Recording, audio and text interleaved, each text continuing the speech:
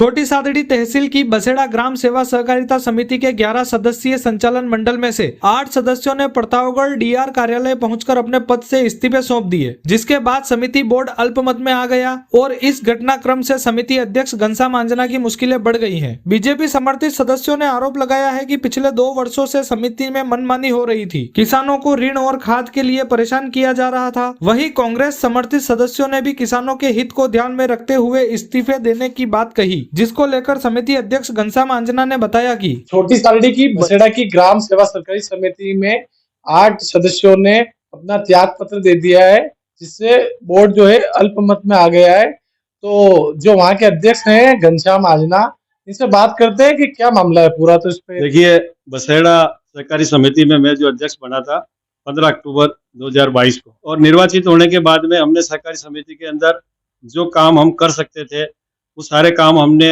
अच्छे तरीके से किए। एक 12 लाख का जो गोडाउन नया बनाया, जो लंबे टाइम से जरूरत थी उसकी पूर्ति करी। एक ट्रैक्टर की आवश्यकता थी किसानों को, तो उसकी पूर्ति करी है।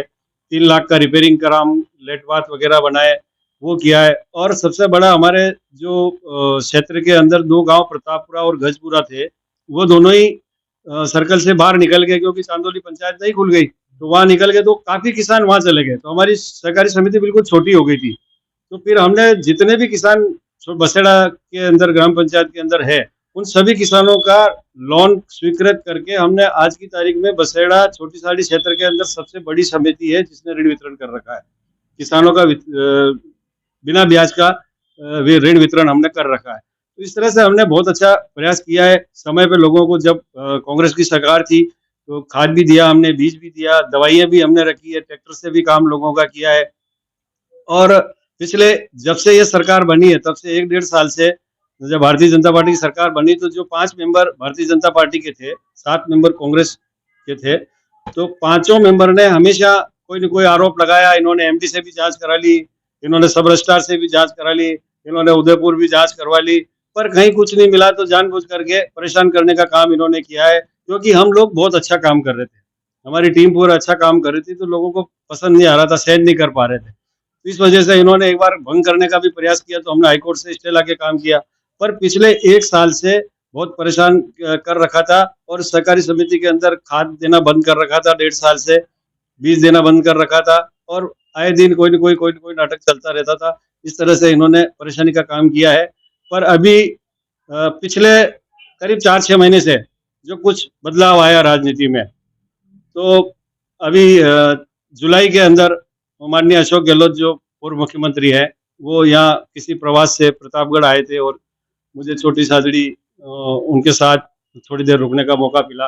वहाँ एक होटल पे हम 1-1.5 घंटा रुके। तो कई नेताओं को ये चीज़ नहीं भा रही थी कि इन लोगों ने उनसे, अशोक गहलोत जी से कैसे संपर्क किया, मुख्यमंत्री जी से कैसे संपर्क किया, जबकि वो एक चाय पानी थी और कोई ऐसा मैटर था नहीं वहाँ पे बात करने का।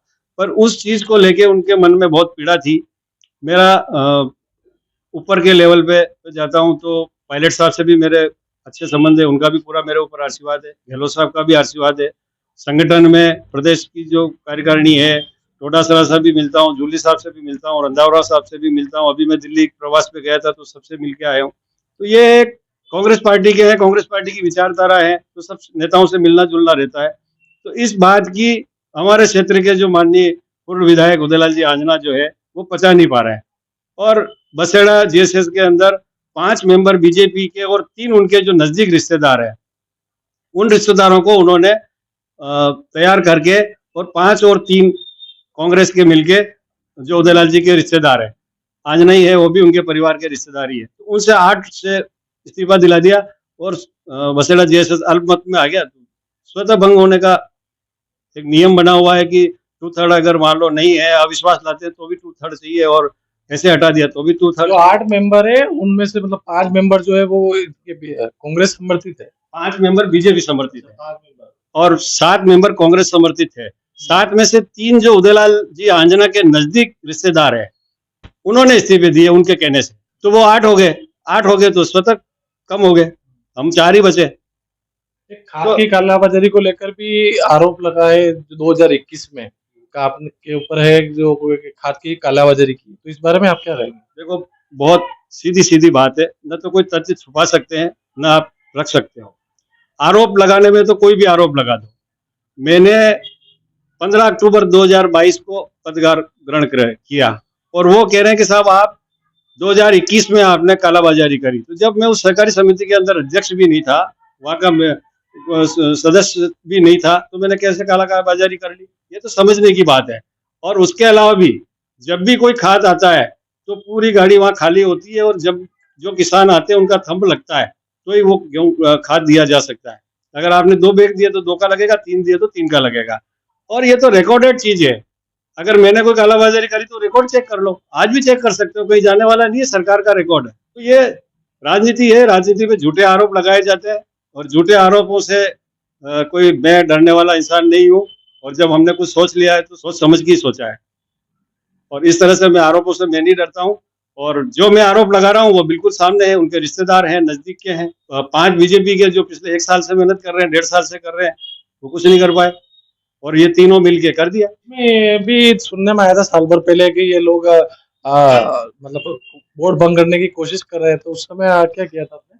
वोट भंग करने के लिए इन्होंने प्रयास किए थे। प्रतापगढ़ वालों ने भी रिपोर्ट बना के भेजी थी, झूठी रिपोर्ट, और चित्तौड़ वाले एमडी ने भी झूठी रिपोर्ट भेजी थी कि साहब ये हम जो सचिव जो है वो चित्तौड़गढ़ से लगाना चाह रहे हैं, जबकि चित्तौड़गढ़ से कोई सचिव लगाया नहीं जा सकता। हमारे गांव में व्यवस्थापक है जो बरसों से काम कर रहा है, वही व्यवस्थापक काम करता है। दूसरा, इन्होंने कहा कि साहब 12 मेंबर तो आपके और 3 मनोनीत मेंबर है जिनको आपने बुलाया नहीं है मीटिंग के अंदर, इसलिए आपको निलंबित किया जाता, आपने नियमों की अवहेलना करी। तो मैंने आईटीआई के आधार पे चित्तौड़गढ़ एमडी को लेटर लिखा और उसमें कहा कि साहब आज तक 3 मनोनीत सदस्य कौन सी समिति के अंदर गए जिन्होंने मीटिंग में भाग लिया। तो पिछले आज तक के रिकॉर्ड में कहीं पर भी 3 मनोनीत सदस्यों ने रिकॉर्ड काम नहीं किया, न कहीं मीटिंग में भाग लिया, न कहीं वो गए। केवल और केवल एक कानून नियम के तहत बसेड़ा जीएसएस को, इनको अध्यक्ष को हटाना था, इसलिए सारी प्लानिंग करी और वो नियम विरुद्ध था तो हाईकोर्ट से स्टे ले आया था और स्टे से ही चल रही थी आज तक। ये आरोप बिल्कुल निराधार थे। तो ये थे घनश्याम आजना। इन्हों का कहना है कि 15 अक्टूबर 2022 में इन्होंने सहकारी समिति का पदभार ग्रहण किया था और जो खाद की कालाबाजारी के आरोप इन पर लग रहे हैं वो 2021 की बात है। तो जब ये सहकारी समिति में ना सदस्य थे ना अध्यक्ष थे।